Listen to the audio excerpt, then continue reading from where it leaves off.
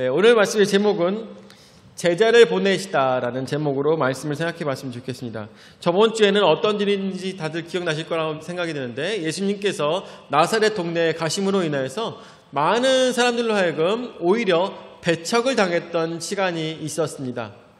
배척을 당하시면서 많은 사람들이 저 사람은 마리아의 아들이 아니냐, 요셉의 아들이 아니냐가 아니라 마리아의 아들이 아니냐, 저 사람은 사생아가 아니냐라는 생각을 가지고 쟤는 다 거짓말만 할 거야, 쟤 하는 일들은 다 나쁜 일일 거야, 쟤 분명히 사기치러 왔을 거야, 이런 식으로 사람들이 나쁜 생각을 품고 예수님을 바라봤다는 것입니다.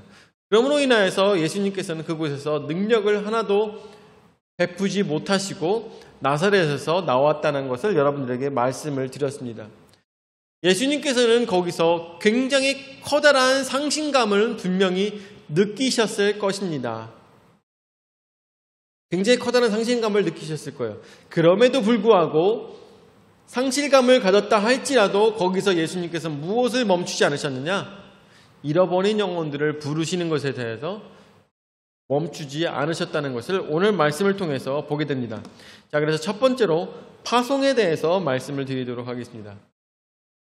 7절 말씀에 보니까 12 제자를 부르사 둘씩 보내시며 더러운 귀신을 제어하는 권능을 주시고 라고 하셨습니다.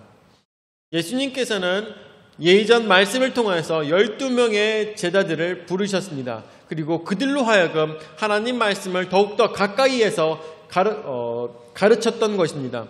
그들은 예수님과 함께 동거동락을 하면서 예수님께서 하시는 말씀들을 그 숨소리조차도 옆에서 들으며 배웠던 예수님의 제자들이었습니다. 그 12를 부르시고 그들에게 둘씩 짝을 지어서 하나님 말씀을 전달하는 복음자로서 파송을 하셨던 것입니다. 왜 둘씩 보내셨을까요? 왜? 증거자로서, 우리가 어떤 사건에 대해서 2명 이상의 장로가 함께 해야지만, 2명 이상의 사람이 함께 해야지만 증인이 되는 것처럼 2명이 함께 보냄으로 인하여서 그들로 하여금 증거자가 되고 증인이 되게 하기 위해서 함께 보냈던 것입니다. 뿐만 아니라 저도 전도 그 훈련을 받으면서 정말 기억에 남았던 게, 제가 중학교 때 받았던 그 전도 훈련이었는데 2명씩 보내가지고 함께 나가서 말씀을 전하는 동안에 그 나머지 1명은 그 자리에서 무릎 꿇고 기도했었어요. 그런 전도 방법도 있었습니다. 그런 것들을 생각했을 때 2명씩 보내는 것은 1명이 말씀을 전달할 때 1명은 그 옆에서 기도하는 그런 시간을 갖는 것이 중요하기 때문에 그렇게 2명씩 보내신 것이라고 생각이 들기도 하고, 여러 가지 이야기들이 있습니다. 뿐만 아니라 여기서 더러운 귀신을 제어하는 권능을 주셨다고 했습니다. 누구 이름으로 주셨을까요? 바로 예수님의 이름으로 그들에게 귀신을 제어하는 권능을 주셨습니다. 이것도 하나 생각해야 될 것이, 예수님께서 왜 귀신을 제어하는 권능을 주셨을까에 대해서 우리가 생각해 봐야 됩니다. 왜 귀신을 제어하는 권능을 주셨을까요? 한번 생각해 봅시다. 한번 생각해 보시고 한번 물어보도록 하겠습니다. 준아야, 왜 전도를 하러 가는데 귀신을 제어하는 권능을 예수님께서 제자들에게 주셨을까?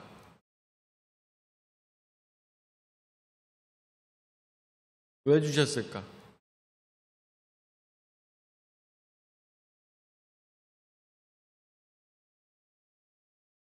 왜 주셨을까? 그렇지. 왜 주셨을까? 잘 모르겠지? 왜 주셨을까?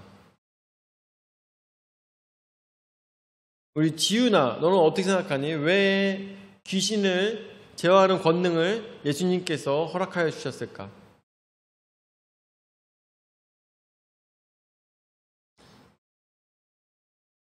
왜일까?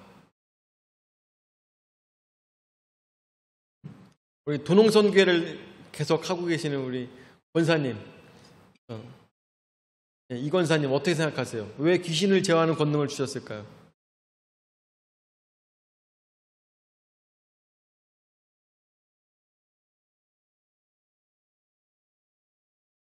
그렇죠. 예수님께서 하나님이신 것을 아무래도 확증시켜주기 위해서 사람들로 하여금 이것을 보았을 때 말씀을 전달하고 귀신을 쫓아낼 때 이것은 사람의 일이 아니구나라는 것을 아마 느낄 수가 있었을 것입니다. 저도 이렇게 생각해요. 귀신을 쫓아내는 것 분명히 예수님께서는 귀신을 쫓아내셨지만 귀신을 쫓아내시기 위해서 이 땅에 오신 것은 아닙니다. 가장 중요한 것은 그거예요. 귀신을 쫓아내기 위해서 이 땅에 오신 것은 아니에요. 가장 중요한 핵심은 아닌 것이죠. 분명히 귀신을 쫓아내시면서 많은 사람들로 하여금 놀랍게도 하시고 또한 많은 사람들로 하여금 하나님께 영광 올려드릴 수 있도록 그런 일들을 하셨습니다. 그렇지만 예수님의 가장 첫 번째 하실 일은 능력 행함이 아니었다는 것입니다. 그렇다면 예수님께서 가장 첫 번째로 하셔야 되는 일은 무엇이었을까요? 우리 종민아, 예수님께서 첫 번째로 하셔야 되는 일은 무엇일까?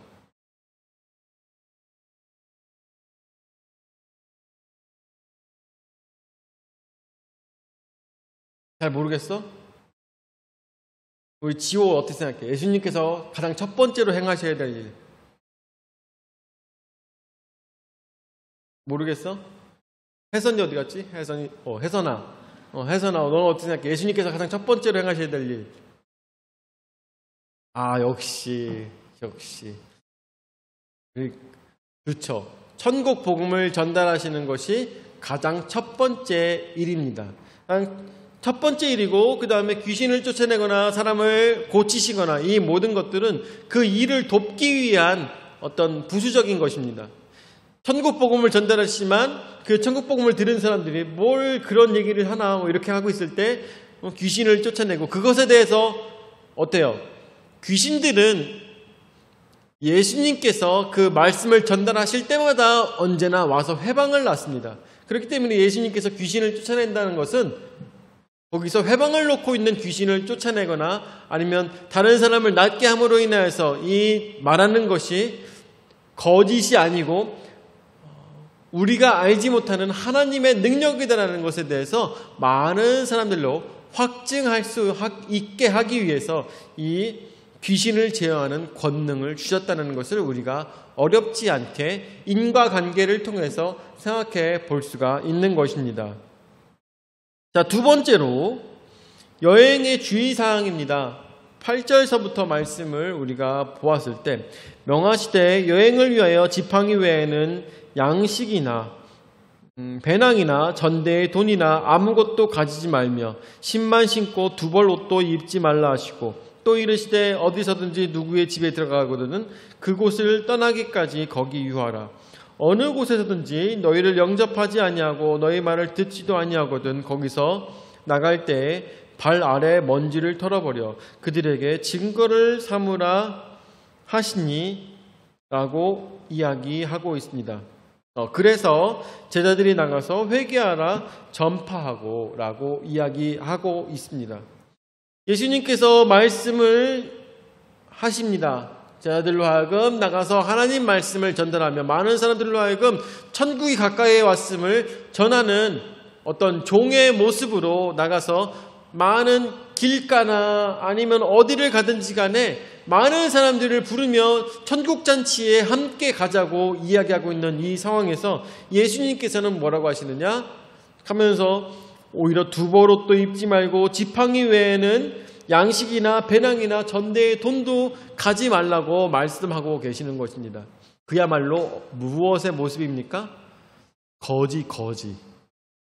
거지의 모습으로 나가서 하나님 말씀을 전달하려고 합니다. 제가 침신대에 가가지고 처음에 태권도 하는 모습을 딱 보았어요. 그래갖고 너무 멋있었어요.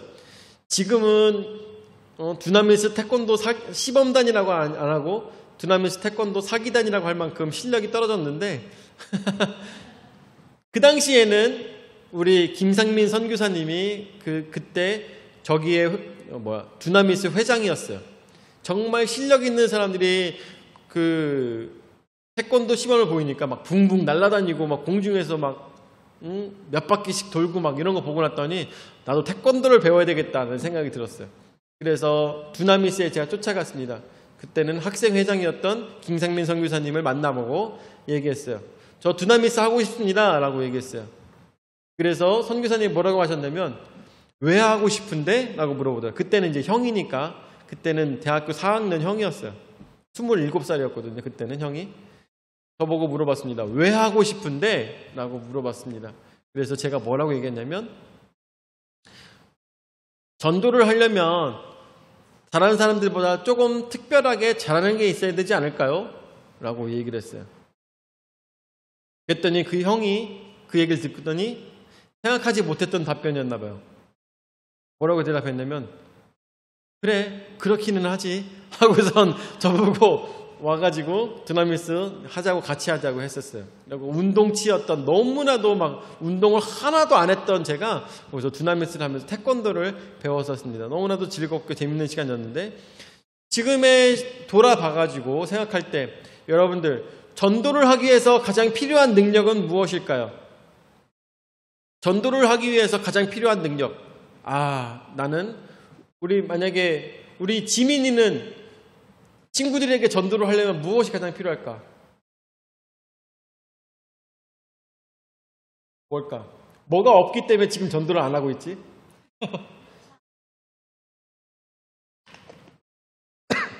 유창한 말 실력 필요하겠죠? 너무나도 필요할 것입니다. 우리 혜선이는 어때? 혜선이는 생각할 때 우리가 복음을 전달할 때 가장 필요한 것은 무엇일까?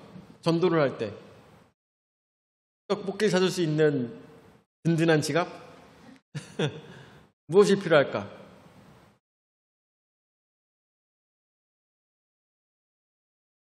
천국에 대한 소망을 나누고자 하는 마음. 그렇지. 나누고자 하는 마음이 필요하겠죠. 우리 준하는 어떻게 생각해? 준하는 친구들에게 교회에 초대하면서 그 친구들로 하여금 예수님을 믿으라고 얘기할 때 준하가 가장 필요하다고 생각하는 덕목은 뭐야? 뭐라고? 몸과 마음? 뭐?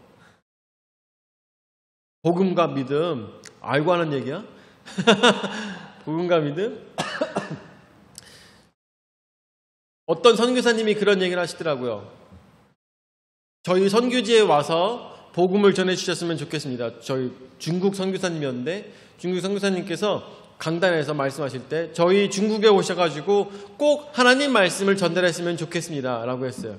그러면서 이제 많은 청중들에게 얘기했습니다.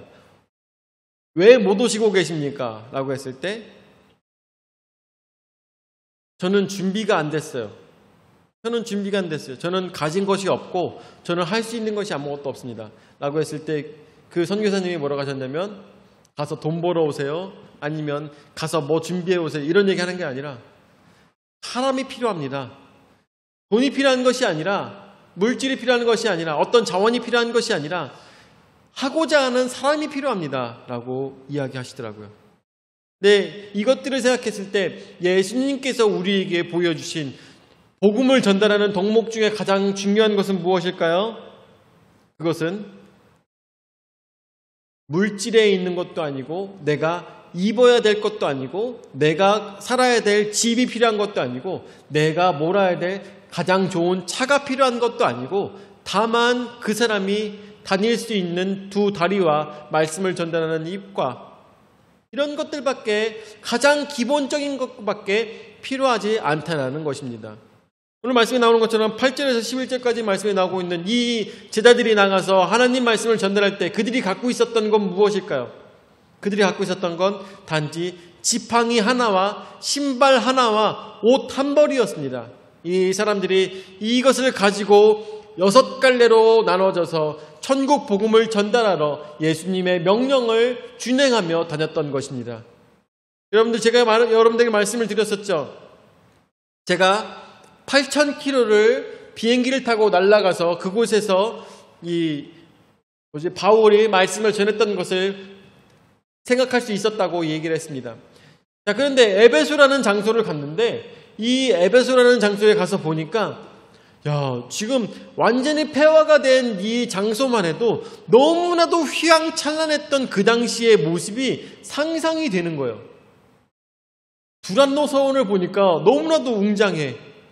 그리고 에베소 길들을 보니까 그 당시는 상상하지 못했던 도로가 쫙 깔려 있는 거예요. 그 당시에 귀족들이 사용했던 화장실을 보니까 너무나도 널찍하고 커다랗고 멋있는 거예요. 자, 그런데 거기서 가서 말씀을 전하는 바울을 한번 상상해 보십시오. 바울은 몇천 킬로를 걸어서 에베소까지 갔을 것입니다. 얼마나 먼 길을 배를 타고 걸어서 가서 에베소에 도착해서 그곳에서 하나님 말씀을 전달하는데 어떤 모습이었을까요? 여러분들 한번 상상해 보세요. 어떤 모습이었을까요? 귀족의 모습이었을까요? 학자의 모습이었을까요? 아니면 멋진 미남의 형상이었을까요? 허리가 구부정하고 얼굴은 햇빛에 그을려서 그리고 주름이 자글자글하고 아무것도 볼품없고 몸에서 냄새가 나고 왜냐하면 오랜 시간 걸었기 때문에 씻지도 못한 그런 거지의 행상으로 와서 에베소라는 그 대단한 멋지고 휘황찬란한 그 도시에서 높은 곳에 올라가 하나님 말씀을 전달했다는 것을 생각해 봤을 때 그 속에서 어떤 사람은 받아들이고 어떤 사람들은 바울을 하찮게 여기는 사람들도 있었다는 것을 생각했을 때 진짜 우리에게 필요한 것은 복음을 전달하기 위해서 필요한 것은 무엇이겠습니까? 돈이 아니라 내 다리가 아니라 내 건강이 아니라 내가 필요했던 거예요. 내가. 하나님의 말씀을 전달하는 바로 내가 필요했다는 것입니다. 아무것도 가질 필요 없고 아무것도 누릴 필요 없으며 어느 것도 다른 사람에게 보여줄 것이 없습니다. 오로지 복음밖에는 보여줄 것이 없는 복음밖에 자랑할 것이 없는 바울을 우리는 상상해 보아야 될 것입니다. 사람으로 봐서는 그 사람은 너무나도 뛰어난 사람이었습니다. 로마인이었으며 바리새인이었으며 너무나도 많은 공부를 하였던 석학 중에 석학이었습니다. 그렇지만 이 모든 것들을 다 뒤로 하고 오로지 예수 그리스도만 전달했던 바울의 모습을 상상했을 때 우리가 나가서 복음 전하지 않을 또한 못할 이유는 아무것도 없다라는 것을 우리가 생각해 봐야 될 것입니다. 그래서 8절서부터 말씀을 다시 한번 보면 명하시되 여행을 위하여 지팡이 외에는 양식이나 배낭이나 전대의 돈이나 아무것도 가지지 말며 라고 했습니다. 지팡이라는 것도 어떤 동물을 해치기 위한 지팡이가 아니라 오로지 짚고선 걸어 다닐 수 있는 지팡이를 가지라고 합니다. 그리고 먹을 것을 가져갈 필요가 없고 배낭 뒤에다가 뭘 가지고 뭔가 자기의 소유를 가지고 다닐 필요가 없다고 합니다. 전대도 돈도 가지고 다닐 필요가 없다는 것이죠. 전대가 뭐예요? 돈을 넣는 돈주머니죠. 전대도 가지고 다니지 말라고 합니다. 여비도 가지고 가지 말라고 하는 것입니다. 자, 그리고 9절 말씀에 신만 신고 두 벌 옷도 입지 말라 하시고라고 했습니다. 보통 이스라엘 사람들이 어떤 다른 동네를 갈 때는 여벌 옷을 반드시 가지고 갔어야 됩니다. 왜일까요? 길을 가다가 밤이 돼서 어두워지면 노상에서 잠을 잘 때 그 여벌 옷을 덮고 자야 되기 때문에 반드시 여행을 하는 사람들은 여벌 옷이 필요했습니다. 여벌 옷이 필요했어요. 그럼에도 불구하고 예수님께서 말씀하시기를 신만 신고 두 벌 옷도 입지 말라고 했습니다. 여러분들 이 이야기를 들으시면서 생각해야 될 것은 왜 그랬을까를 고민해야 돼요. 왜 그랬을까? 왜 그랬을까? 그 낮과 밤의 일교차가 심각한 그 상태에서 왜 여벌 옷도 내가 덮어야 될 옷조차도 예수님께서는 가져가지 말라고 말씀하셨을까를 생각해야 됩니다. 왜일까? 자, 10절 말씀에 또 이르시되 어디서든지 누구의 집에 들어가거든 그곳을 떠나기까지 거기 유하라 라고 말씀하십니다. 자, 두 벌 옷도 갖지 말라는 것은 왜일까요? 그것은 바로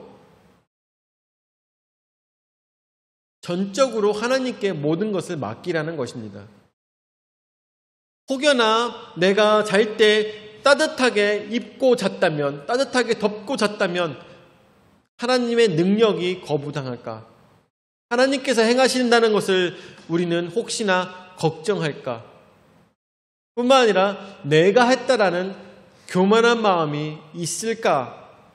이것조차도 두렵게 다가온다는 것입니다. 뿐만 아니라 10절 말씀에 말씀하시는데 또 이르시되 어디서든지 누구의 집에 들어가거든 그곳을 떠나기까지 거기 유하라 라고 했습니다. 그 집에서 저 집으로, 저 집에서 이 집으로, 더 좋은 집 아니면 더 잘 사는 집으로 옮겨 다니지 말고 가서 첫 번째로 들어갔던 그 집에서 계속 유하면서 그 동네에서 하나님 말씀을 전달하라고 하고 있습니다.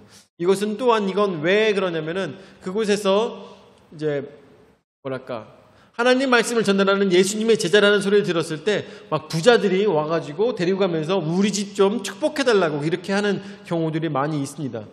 그럴 때 처음에 호의로 이들을 받아주었던 가난한 집에서는 어떤 마음이 들겠습니까? 부자들이 와서 예수님의 제자들을 데리고 가면 저 사람들도 세속적이구만 이런 생각하지 않겠습니까? 뿐만 아니라 그 속상한 마음이 그들에게도 아마 있었을 것입니다. 그렇기 때문에 예수님께서 명령하실 때는 들어간 가장 첫 번째 집에서 유하면서 그곳에서 복음을 전달하라고 말씀하고 계시는 것입니다. 11절 말씀에 어디서든지 너희를 영접하지 아니하고 너희 말을 듣지도 아니하거든 거기서 나갈 때 발 아래 먼지를 털어버려 그들에게 증거를 삼으라 하시니라고 했습니다. 그 증거는 무엇일까요? 그곳에서 먼지를 털어버리면서 증거는 무엇일까요? 무엇에 대한 증거? 그 마지막 때가 여러분들에게 가까이 왔다라는 증거를 삼으라는 것입니다. 마지막 때가 당신에게 가까이 왔다. 그리고 그것에 대해서 누구의 책임이 없다? 나의 책임은 없다라는 증거를 세우는 것입니다. 얼마나 무서운 일일까요? 한번 생각해 봐야 될 것입니다. 여기서도 우리가 알다시피 아무리 예수님의 제자라 할지라도 나가서 천국 복음을 전달할 때 영접하지 아니하는 자도 있는 것이고 뿐만 아니라 문전박대하는 자도 있다라는 것을 예수님께서는 경고로 말씀해 주고 계시는 것입니다. 모든 사람들이 다 너희를 환영하지는 않을 것이다 라고 말씀하고 있는 거나 마찬가지인 것입니다. 그렇지만 환영하지 않는다 할지라도 너희에게는 책임이 없고 저들에게 말씀을 전달하지 못한다 할지라도 너희에게는 책임이 없고 그 모든 책임은 바로 저들에게 있다는 것을 증거로 삼으라고 말씀하고 계신 거나 마찬가지입니다. 그러므로 세 번째로 전파하는 것입니다. 세 번째로 전파할 때 12절 말씀에 제자들이 나가서 무엇을 전파합니까? 회개하라 라고 전파하고 있는 것입니다. 회개하라, 회개하라, 회개하라 천국이 가까이 왔느니라. 이 말씀을 우리가 들었을 때 아멘으로 화답하는 귀한 믿음이 여러분들에게 있기를 예수 이름으로 축원을 드립니다. 그렇습니다. 회개하라 천국이 가까이 왔느니라 이 말씀을 들었을 때 천국? 나 죽으려면 아직 한참 남았는데 천국? 예수님이 아직 2000년 지나도록 오지 않았는데 여러 가지 생각할 수가 있겠죠. 여러 가지 생각할 수 있을 것입니다. 그렇지만 여러분들 꼭 기억해야 될 것은 준비하는 자에게는 두려울 것이 없다라는 것이죠. 준비해야 되는 것입니다. 무엇을? 회개하며 올바른 마음으로 살기 위해서 하나님께서 사랑하셨던 그 마음을 가지고 살아가기 위해서 노력하는 우리의 신앙의 모습이 온전히 되어야 되는 것입니다. 지금도 많은 교회에서 안타깝게도 저는 그런 생각이 들어요. 요한계시록을 가르치고 있는 교회들이 참 많이 있습니다. 너무나도 좋죠. 말씀을 통해서 어쩌면 준비할 수도 있을 것입니다. 그런데 여러분들 요한계시록을 모르면 준비 안 할 겁니까? 한번 여러분들에게 물어보고 싶어요. 요한계시록을 모르시면 여러분들 준비 안 하실 거예요? 알고 준비하는 것과 모르고 준비하는 것이 다를 수 있겠죠. 다를 수 있을 것입니다. 알고 준비하는 것과 모르고 준비하는 것 다를 수 있겠죠. 그렇지만 여러분들 기억하셔야 되는 것이 준비하고 있을 때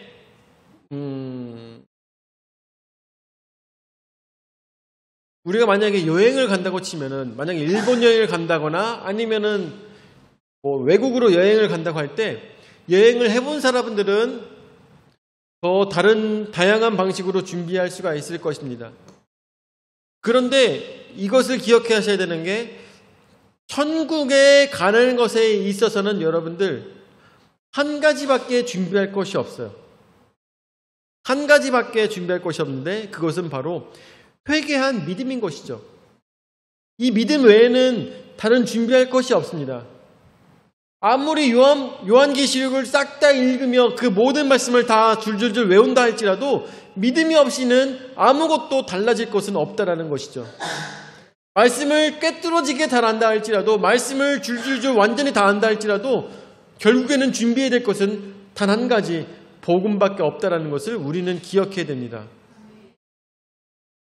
오히려 그것을 가지고 다른 곳에 빠져가지고 다른 사람들로 하여금 현혹하는 그런 교회들이 많이 있음을 너무나도 안타깝게 저는 생각하고 있습니다. 우리는 마지막 때가 가까이 오고 있을 때 무엇으로 예수님의 오시는 것을 준비해야 되겠습니까? 요한계시록을 잘 알고 아니면 내가 돈 많고 내가 권력이 많고 이런 것들로 준비하는 것이 아니라 오로지 믿음, 오로지 예수 그리스도의 보혈만으로 정결해진 회개된 믿음만 가지는 것이 가장 잘 준비된 모습이라는 것을 우리는 생각해야 될 것입니다. 13절 말씀에 많은 귀신을 쫓아내며 많은 병자에게 기름을 발라 고치더라 라고 했습니다. 이것에 대해서 여러 가지 말들이 있겠지만 귀신을 쫓아낸 것은 왜 그렇다고요? 그들로 하여금 하나님의 살아계심을 증거하는 증거가 될 것이며 뿐만 아니라 천국 복음을 막는 사람들을 막는 귀신들을 쫓아내는 일들로 생각이 됩니다. 뿐만 아니라 많은 병자에게 기름을 발라 고치더라라고 했습니다. 기름을 바른다라는 것은 기름을 발라서 올리브 기름을 발라서 그렇게 고쳤던 이런 일들이 야고보서에도 나오고 이렇게 다른 성경에도 많이 나오고 있습니다. 그렇지만 이것에 대해서 다르게 해석하는 학자들은 기름을 바른다, 기름을 부은다, 성령으로 함께 하신다라는 것으로 해석을 하는 학자들도 있습니다. 우리가 병자를 고칠 때 무엇으로 고치겠습니까? 무엇보다도 가장 중요한 것은 저들로 하여금 성령의 도우심을 구하는 것이 가장 중요할 것입니다. 오늘 말씀을 듣고 여러분들 깨달아서 제자를 보내시는 예수 그리스도를 기억하시면서 그래 나는 예수님께서 직접 가시고자 하는 곳에 보내신 제자이구나. 나는 그동안 내가 가진 것이 없고 내가 아는 것이 없어서 복음을 전달하지 못했다고 하지만 사실은 복음을 전하는 것에 있어서 가장 중요한 것은 바로 나 하나 거지같이 아무것도 갖지 못한다 할지라도 하나님께서는 사용하시는구나 생각하시면서 복음을 전달하는 것에 대해서 절대 두려움을 갖지 마시고 오로지 예수 그리스도의 사랑을 전달하시는 풍성한 침략의 모든 성도들 되시기를 예수 이름으로 축원을 드립니다. 아멘. 사랑의 주님을 하나님 감사드립니다. 이 아침에도 저에게 말씀 허락하여 주셔서 예수님께서 제자들을 파송하셨던 모습을 우리가 말씀을 통해서 볼 수 있도록 인도하여 주심을 감사드립니다. 저들은 아무것도 가진 것도 없이 정말 세상에 내던져진 것 같은 그런 모습으로 예수님의 말씀을 전달하러 갔지만 진정 그들이 의지할 것은 하나님이었다는 것을 우리가 생각하게 됩니다. 주여 우리도 주님께서 함께해 주셔서 말씀을 전달할 때 하나님의 도우심을 우리가 간구할 수 있도록 인도하여 주시옵고 나의 힘과 나의 능으로 하는 것이 아니라 오로지 하나님의 말씀으로서 하나님의 능력으로서 말씀을 전달할 수 있는 신실한 주의 종들이 될 수 있도록 인도하여 주시옵소서. 오늘도 저에게 귀한 은혜 말씀 허락하심을 감사드렸고 사랑이 많으신 예수님의 이름으로 기도드립니다. 아멘. 이제는 자기 몸 버려 죽기까지 우리 죄를 담당하신 구주 예수 그리스도의 은혜와 자기 외아들을 주기까지 우리를 사랑하신 아버지 하나님의 무한하신 사랑과 성령 하나님의 감화 감동 역사 교제 위로 내주시는 은혜가 나 가진 것 아무것도 없고 내세울 것 없지만 오로지 하나님만 자랑하며 예수 그리스도의 보혈만 자랑하며 많은 사람들에게 천국 복음을 전하고자 하는 모든 성도들 머리 위에 영원히 함께 하실지어다. 아멘.